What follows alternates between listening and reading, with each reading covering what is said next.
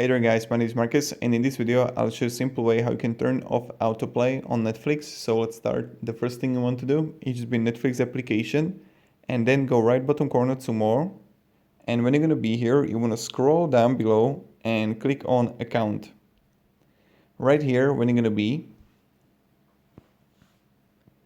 you want to scroll down below and then you're going to see your profile. It's a profile and parental controls.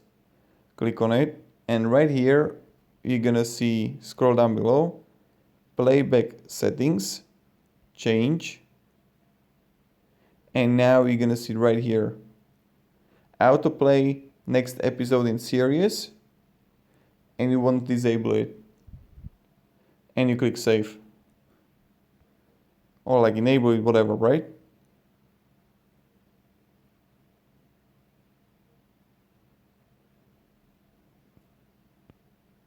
So this is pretty much it. Thank you very much everybody for watching. If you have any questions, guys, ask me down below in the comments, and have a great day and goodbye. See ya.